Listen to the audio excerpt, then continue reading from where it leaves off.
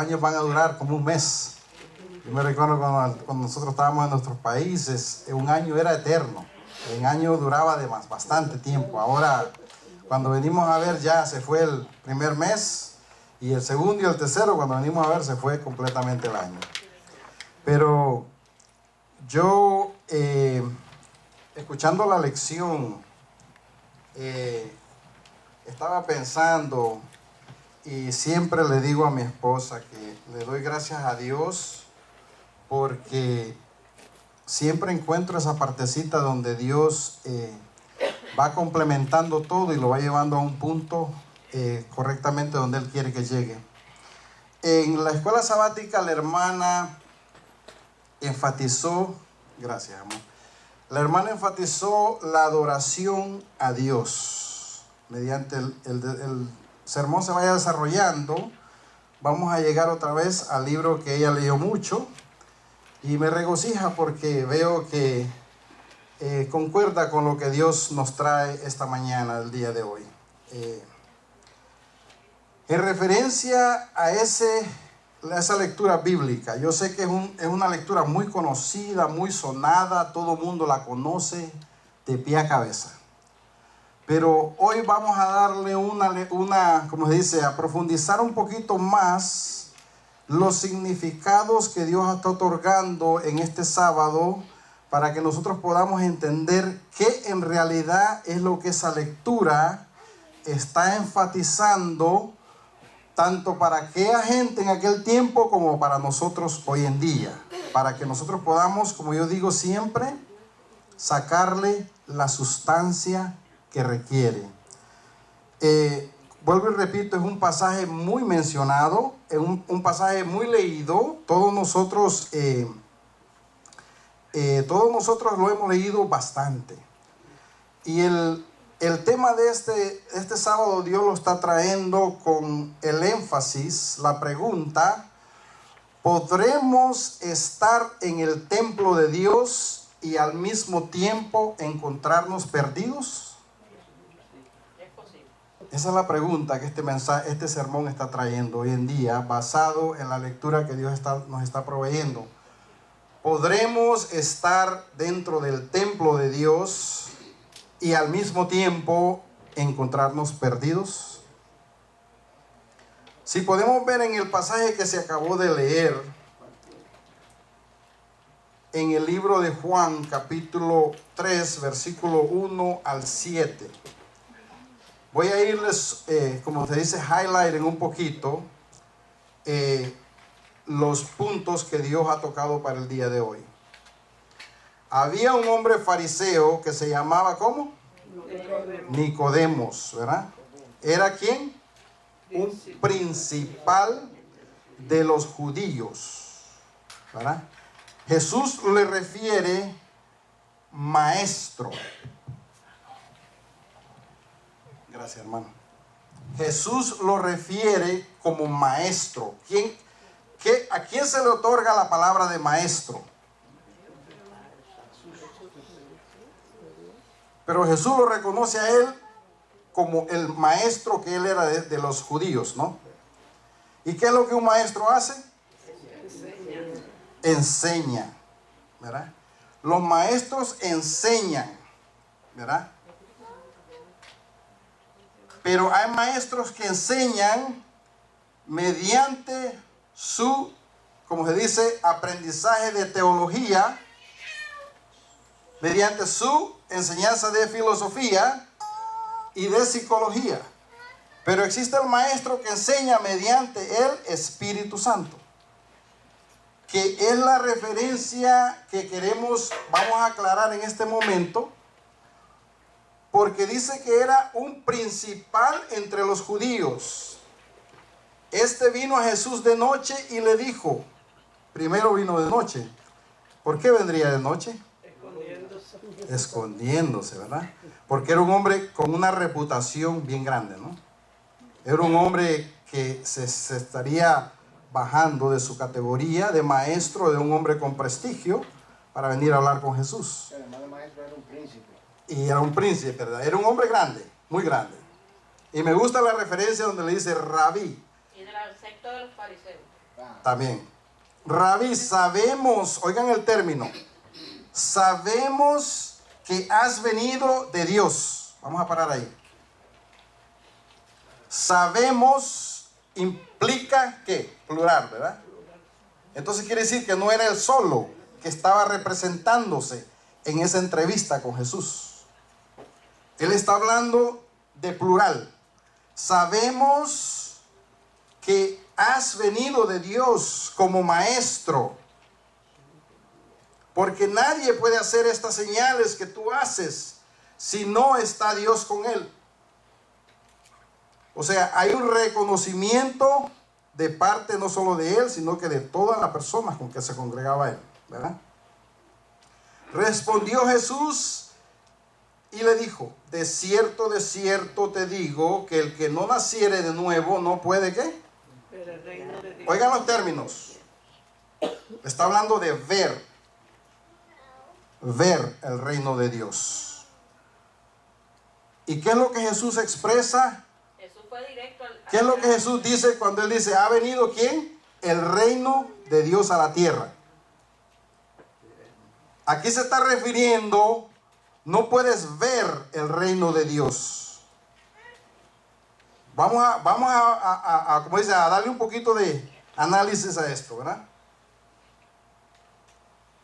Nicodemo le dijo: ¿cómo puede un hombre nacer siendo viejo? ¿Puede acaso entrar en el vientre de su madre? Respondió otra vez Jesús y le dijo, oiga la diferencia de los términos. De cierto te digo que el que no naciere de agua y del Espíritu no puede entrar en el reino de Dios. Si ven los dos términos que son diferentes, suenan parecidos, pero no son iguales. Primero le está diciendo, tienes que nacer de nuevo para poder ver. Espiritualmente vas a poder ver. Lo que nosotros miramos hoy en día es una visión humana, carnal. No es una visión espiritual, ¿verdad? Para el ser humano poder ver, por eso es que los términos bíblicos, cuando usted escucha, el que tiene oídos, oiga. Todos tenemos oídos. Usted diría, pero ¿cómo así? ¿A qué se refiere este? Andrés, ¿se oye bien el micrófono? Sí. Súbemelo un poquito más para no pegármelo a la boca, por favor. Entonces, si vemos, los términos implican que para usted oír, cuando la Biblia se refiere, el que tiene oídos, oiga. Le está repitiendo. ¿Y por qué se lo repite tanto? ¿Por qué se lo dice tanto? ¿Verdad? Me gusta la lección. Me gusta la lección porque es un tema que Dios ha puesto en mi corazón. Y yo hablaba con los hermanos que el mensaje de las 7 iglesias, desde antes que saliera la lección, Dios me puso en el corazón a estudiar el mensaje de las 7 iglesias. Y estoy en esos 2 capítulos ya como por meses, estudiando esos 2 capítulos. Y es interesante porque todo el resumen del mensaje a las 7 iglesias, no, está bien con esto, está bien, gracias. Todo el mensaje a las 7 iglesias se resume a 3 cosas, como decía, y me gusta más decirlo en inglés porque se pueden usar 3 R's, la repetición de las 3 R's. Return, repent, and repeat. Regresa, arrepiéntete y repite otra vez. Si ustedes saben el por qué el ser humano de hoy en día es tan flojo y cae, porque no repetimos.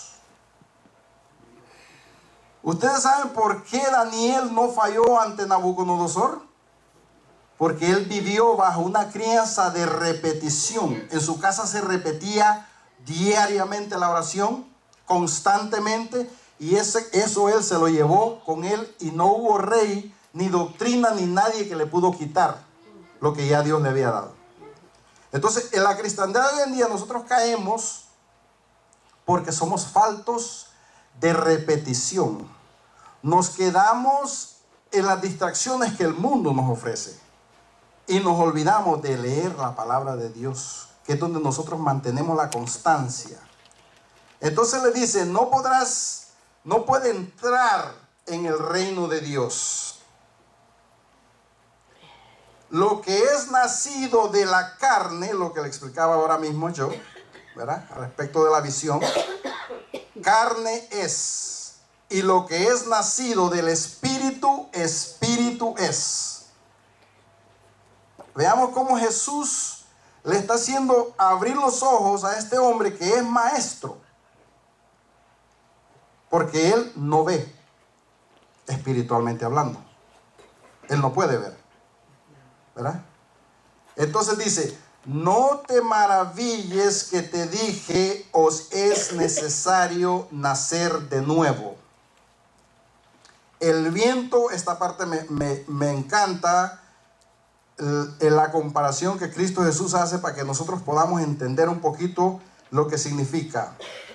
El viento sopla de donde quiere y oyes su sonido, ¿verdad? Nosotros escuchamos el viento, ¿no?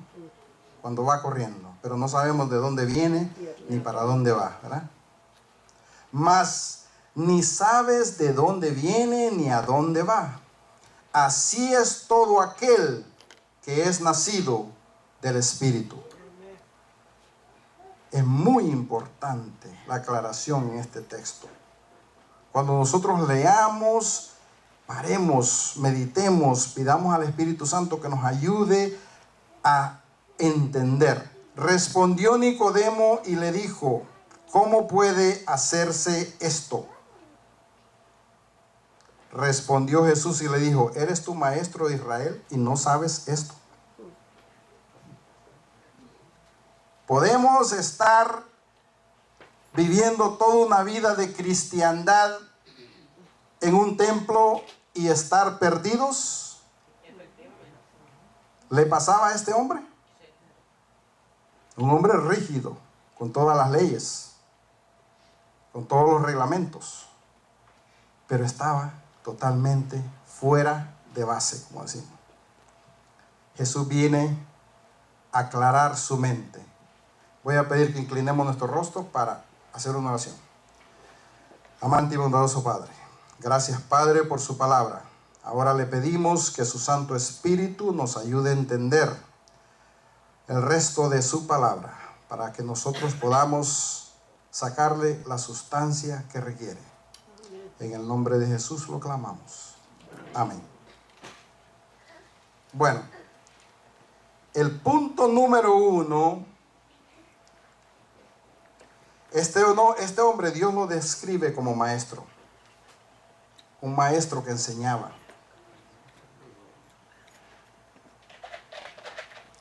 Tenía mucho conocimiento de los 10 mandamientos, de las leyes, los ritos establecidos por Moisés.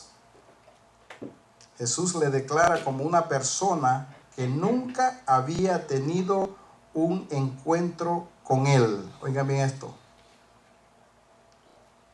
Nunca había tenido un encuentro con él, como una persona que no había nacido del Espíritu.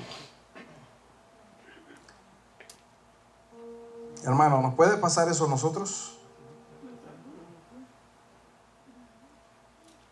¿Cuántos hemos escuchado la parábola de las 100 ovejas?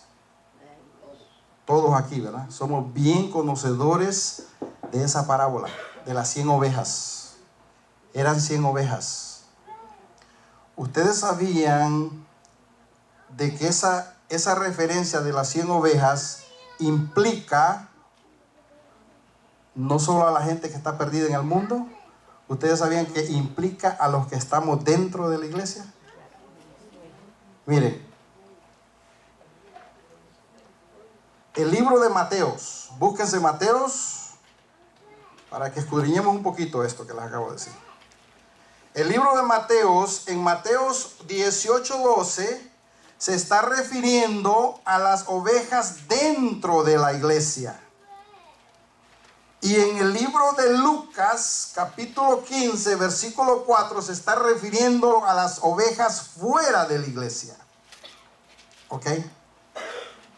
Tenemos que entender que cuando nosotros leemos estos dos libros, suena la misma referencia que estamos pensando que son dos versiones de dos apóstoles que interpretaron de esa forma. No.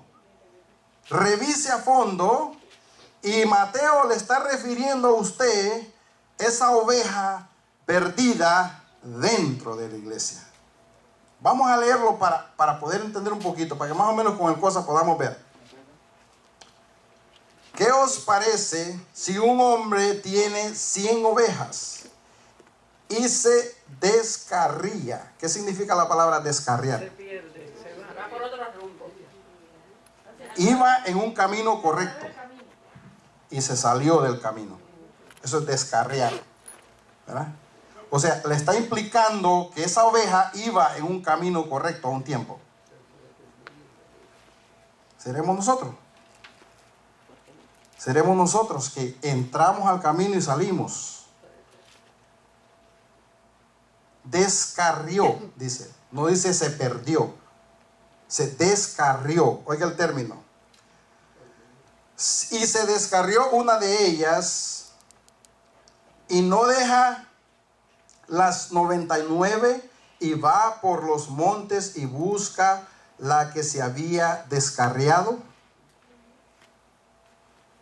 Lo que pasa es que nosotros entramos en el término literal de las lecturas. Y de una vez la mente se nos va para el campo. Un pastor buscando una oveja en el cerro que se le perdió. Cuando usted coge las palabras de Dios literal, usted tiene un problema. Pídale a Dios discernimiento. Pídale a Dios conocimiento. Eso es lo que yo más clamo. La petición que la hermana Rosa hizo ahorita, quien puso ahí sabiduría y conocimiento, ese fui yo que escribí. Porque eso es lo que yo más clamo. Esa es la petición más grande que yo le pido a Dios. Que me dé entendimiento para poder entender su palabra. Y vayamos ahora a Lucas 15:4. Suena lo mismo. Que un hombre de vosotros teniendo 100 ovejas, si pierde una de ellas, pierde, ¿verdad? Una de ellas, no deja las 99 y en el desierto y va atrás la que se perdió hasta encontrarla. ¿Sí oyen el término? Va tras la que se perdió hasta encontrarla. Suena muy parecida a la lectura.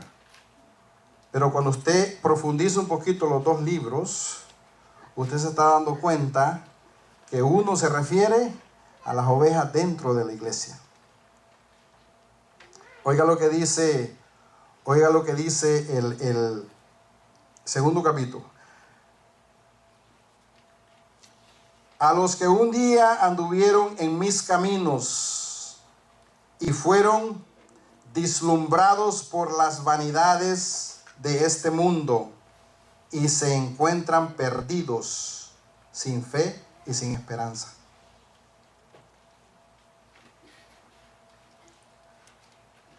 Es muy importante, hermanos, que nosotros cuando leemos este pasaje que leímos para abrir, pero vayamos a ver qué nos dice el salmista en el capítulo 95, Salmo 95, versículos 6 al 10. Para profundizar un poquito esto acá. Que tiene que ver con lo que se está enfatizando en la escuela sabática que la hermana Rosa, Dios le puso en su corazón.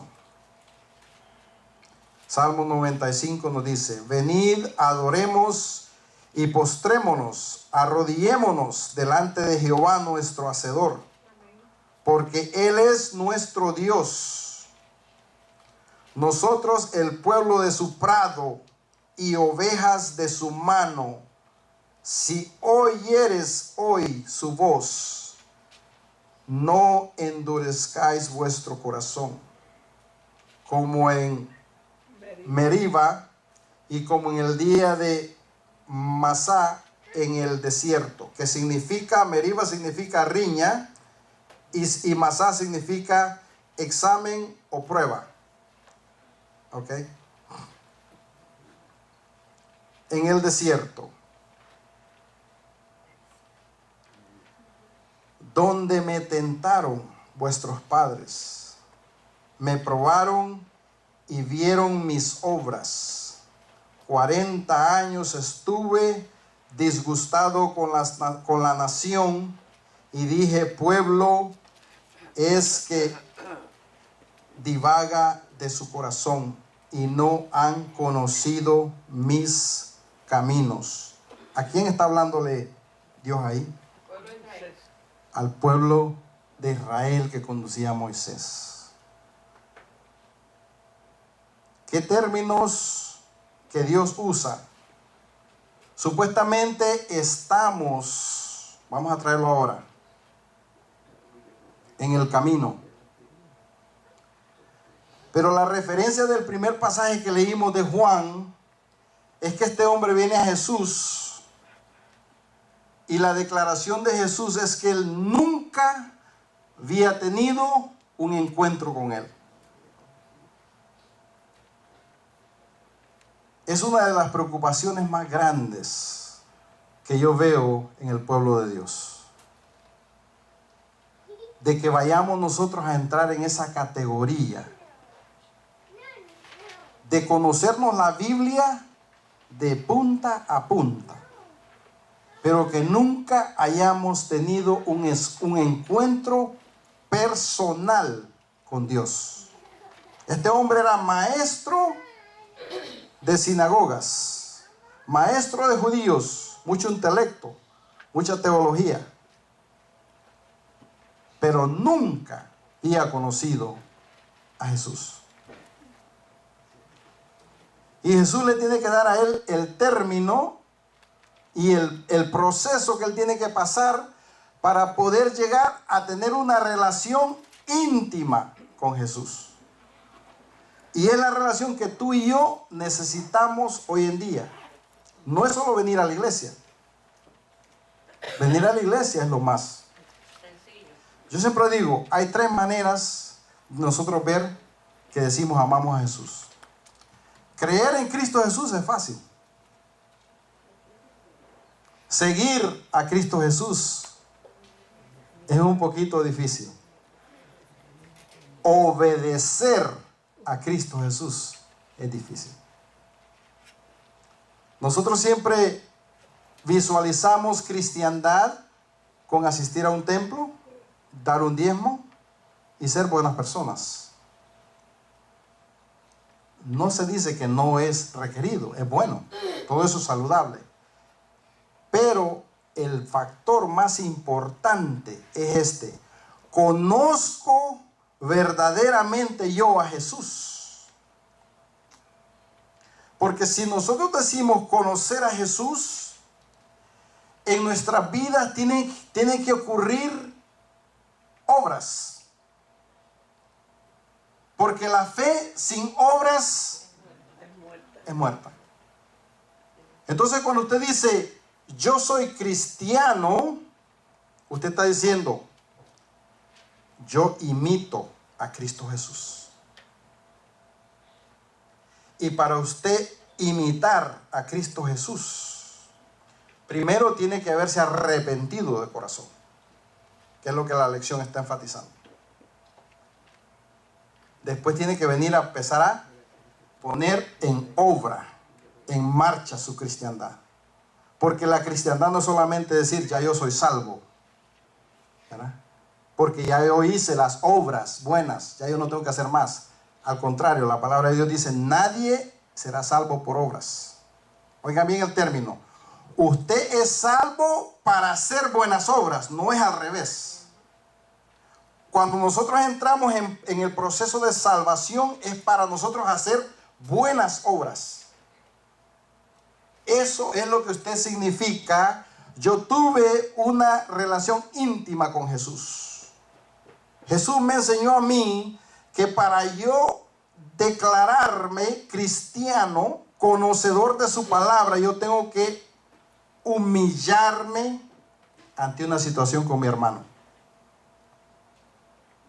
Yo tengo que usar una palabra suave con otra persona. Nosotros siempre pasamos por dificultades. Hace poco en mi trabajo, el muchacho, uno de los managers me pregunta: David, ¿y cuál es tu resolución para este año nuevo? Le digo, mi resolución para este año nuevo es que Dios me ayude a expartir su palabra para que personas vengan a los pies de Jesús, a compartir su palabra. Él me dice, lo mío es empezar a ser una mejor persona, a desarrollar un mejor carácter, a ser más paciente, porque es un muchacho que se prende bien rápido. Y le digo yo, tú sabes que yo, suerte que tú lo reconociste, porque yo estaba a punto de decirte que tú necesitas, si tú vas a ser un dirigente, un líder de manager, tú necesitas adquirir un carácter distinto. Porque cuando nosotros adquirimos un carácter distinto, usted está representando no solamente usted, sino que también su posición. Entonces, si tú con tu carácter no tienes la paciencia, no vas a poder ejercer tu profesión, porque es inevitable, es inevitable.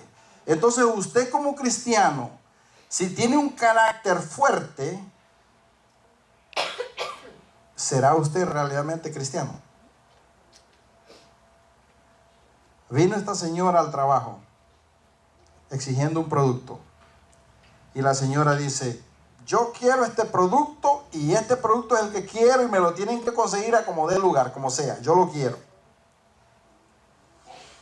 Se le trató de explicar, pero ella lo hizo con un vocabulario bien fuerte, que aquí en Florida no se está acostumbrado. En el norte usted escucha mucho hablar palabras obscenas, palabras fuertes, pero aquí en el sur es más, la gente un poquito más tranquila.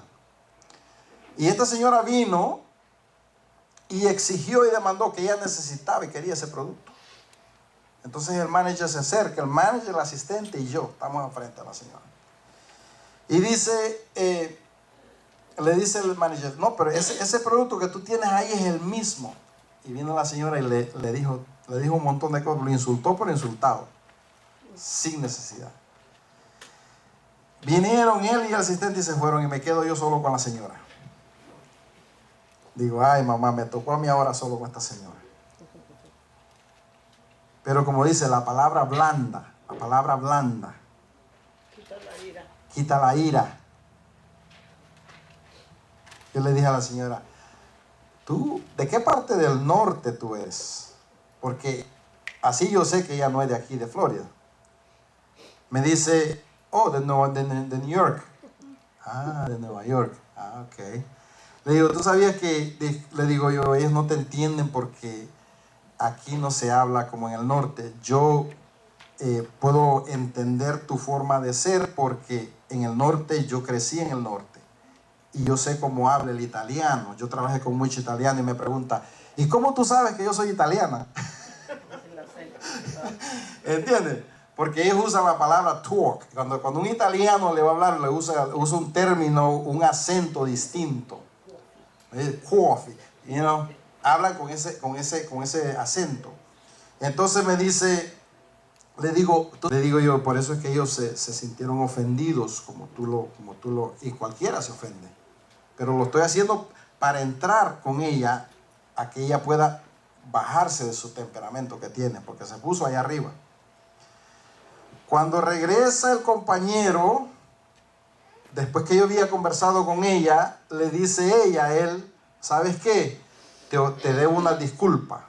Discúlpame por mi forma de hablarte.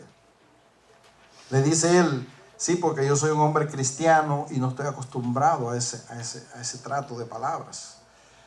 Y esta es la parte buena. La misma señora le dice a él, con más vera me tienes que perdonar. Porque la palabra dice, oiga cómo Satanás trabaja. La palabra dice que si te dan en una mejilla tienes que ponerla. Yo dije, oh Dios mío. Y usted ve escenarios, y cuando esa señora se fue, vino y me dice, ¿cuál es tu nombre? David. Me dio la mano y me dice, un placer haber hablado contigo. La palabra blanda. Si nosotros vamos a ser cristianos, no solamente en la iglesia, hermanos. Si nosotros vamos a ser cristianos, lo tenemos que ser en todo momento, en todo lugar. Porque ¿sabe qué? Lo más triste es que un cristiano dé un testimonio y sirvamos de piedra de tropiezo. Es crítico. Es crítico cuando nosotros profesamos, proclamamos algo, pero actuamos de diferente manera. Hablaba con este muchachito en mi trabajo. Es un muchachito joven, 22 años. Y usted sabe que uno con los jóvenes coge como ese cariño especial, ¿no? Y yo veo al muchacho que él ha estado bien renuente porque su mamá lo abandonó cuando era un bebé. Su abuela lo crió y no quería saber nada de Dios. Pero poco a poco Dios lo ha ido tocando. Y ya me pidió que tenemos que sentarnos a conversar. Él mismo me pidió que quiere sentarse a conversar. Y le hacía yo una pregunta. Y esto también nos va a ayudar hoy el día de hoy. Le hice yo la pregunta porque él tiene su pareja, tiene su novia, convive con su novia. Y veo que cuando él llega, una muchacha, él siempre la saluda bien afectuosamente. ¿Cuál? Él no se puede ver mal, ¿verdad? Pero no todo el mundo ve las cosas del mismo punto de vista. Le digo yo, ¿cuál es la terminología tuya en el término cheating a tu pareja? Infidelidad a tu pareja. ¿A dónde tú crees que llega la infidelidad, empieza la infidelidad hacia tu pareja? Me dice, bueno, cuando hay contacto físico con otra pareja, otra persona. Y le empecé a comentar, basado en el tema de la conversación que yo abro con él, le empiezo a dar versos bíblicos. Le digo, una vez el apóstol vino a Jesús y le dijo, maestro, ¿cuál de estos dos pecados es más grande? ¿El que miente o el que mata? Entonces me dice él, ¿cuál tú crees que contestó Jesús? Me dice, el que miente. Le digo, es muy poca la persona que da la respuesta que tú diste. La mayoría dicen el que mata, porque lo ven grande el pecado de quitarle la vida a otro ser humano. Pero Jesús, le digo, tú sabes que cuando tú escuchas vas a entender por qué Jesús le contesta de esa forma, porque tiene mucha lógica. Le digo, Jesús le contesta, los dos pecados son lo mismo. Dice, pero ¿cómo así son lo mismo? Porque el pecado no es cuando tú lo ejerces, sino cuando tú lo fabricas en la misma mente. De ahí se inicia el pecado. Ya es pecado. Desde que tú procesas un pensamiento, ya es pecado. Entonces le digo, no es llegar al acto, sino que en la forma que tú lo ves. Entonces es muy importante, hermanos, que cuando nosotros decimos hacer lo que este hombre dice, enseñamos a otro de Cristo Jesús. No nos vaya a venir a decir esa persona, tú no pareces que has conocido a Jesús. Tú no pareces que has nacido de nuevo. Hay un compañero que me dice a mí, él predicaba antes, se ha salido porque tuvo una pérdida de su pareja y dejó las cosas de Dios. Le dije, ¿tú sabes que esa es una de las grandes bendiciones que yo veo en mi vida? Que a mí me ocurrió lo que te ocurrió a ti, pero a mí me dio más fortaleza y confianza plena en Dios. Porque entendí que Dios es que se merece toda la honra y la gloria de nosotros. Y no hay nada en este mundo que me separe de ese camino. Entonces me dice él, sí, pero yo predicaba antes y yo caí y ahora no predico. Le digo, pero ¿no crees que Dios te está volviendo a tocar? Porque yo converso mucho con él. Dios te está buscando y Dios te está dando la oportunidad que tú regreses a ese camino. Me dice él, sí, he determinado, esto me dijo, el americano tiene una cosa que ellos creen que es la forma de escudriñar la Biblia. Ellos tienen un formato que ellos dicen, me voy a leer la Biblia este año toda, desde el Génesis al Apocalipsis. Y me dijo, eso fue lo que me dijo, este año voy a leer toda la Biblia. Le dije, ¿sabes qué? Yo nunca he leído la Biblia así. Yo nunca he leído toda la Biblia. ¿Sabes por qué? Porque el profeta Isaías me dice a mí que como yo voy a adquirir es un poquito aquí y un poquito allá. El que se mete, le digo yo, a querer leer la Biblia desde el Génesis hasta el Apocalipsis, va usando una imposición propia de análisis y entendimiento y razonamiento. Pero si usted trabaja con el Espíritu Santo lo va a indicar a dónde y cómo usted tiene que leer la palabra de Dios. Entonces me dice, yo la voy a leer, pero no la voy a leer así. Le digo, te voy a contar una anécdota. Tengo otro compañero de trabajo que salí de otro sitio. Él me decía a mí, David, yo leí la Biblia ya 6 veces, del Génesis al Apocalipsis. Y era Nicodemo. No se veía a Cristo Jesús en su vida. Para nada. ¿De qué sirve, hermanos, leer la palabra de Dios a esa intensidad y no entender nada? Es crítico. Entonces, el mensaje de hoy lo vamos a llevar a terminar en el libro de Juan, capítulo 10, versículo 15. Para que veamos lo que Jesús nos está diciendo y ayudando a entender. Juan 10:15 nos dice, así como el Padre me conoce y yo conozco al Padre y pongo mi vida por las ovejas. O sea, ahí está comprobando lo que estamos hablando, ¿no? Es de los dos lados. Yo siempre digo, a la iglesia no venimos nosotros como se dice, a glorificarnos en la presencia de Dios. En la presencia de Dios siempre vamos a sentir gloria. La pregunta que yo siempre llevo es, ¿cómo se sintió Dios contigo? ¿Cómo se agradó Dios contigo? Delante de la presencia de Dios todos vamos a sentir. Pero la pregunta es, ¿cómo Dios se agradó cuando usted vino al templo a darle gracias y adorar su santo nombre? ¿Aceptó Dios esa ofrenda? Esa es mi preocupación. Eso es lo que yo pienso. ¿Le agradó a Dios el que yo expusiera su palabra? ¿O Dios me dijo, necesitas nacer de nuevo? Es más profundo de lo que nosotros pensamos en la palabra del Señor. Veamos ahora qué nos dice Juan 16, más abajito del 15.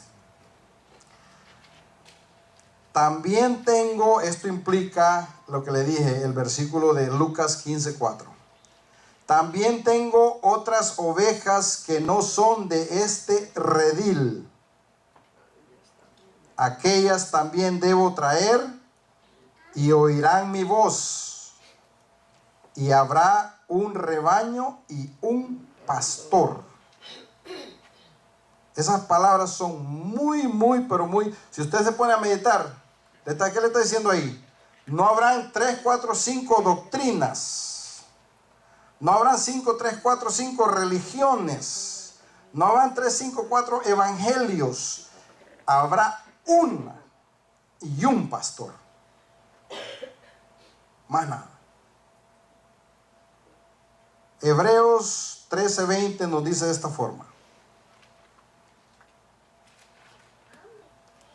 Hebreos 13:20. Y el Dios de paz, que resucitó de los muertos. En Juan nos está diciendo que Él va a dar su vida por las ovejas. Aquí ya en el libro de Hebreos se nos está revelando que ya ocurrió, ¿ok? Y el Dios de paz, que resucitó de los muertos a nuestro Señor Jesucristo, el gran pastor de las ovejas, por la sangre del pacto eterno. Entonces, cuando Dios nos dice a nosotros, es necesario que tú me conozcas, porque la única forma que tú puedes llegar al Padre es por medio de mí.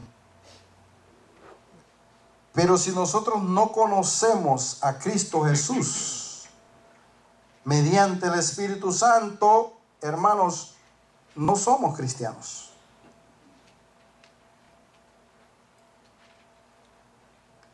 Para ser cristiano hay un requerimiento. Si estamos viendo el estudio de las 7 iglesias, ¿qué indica?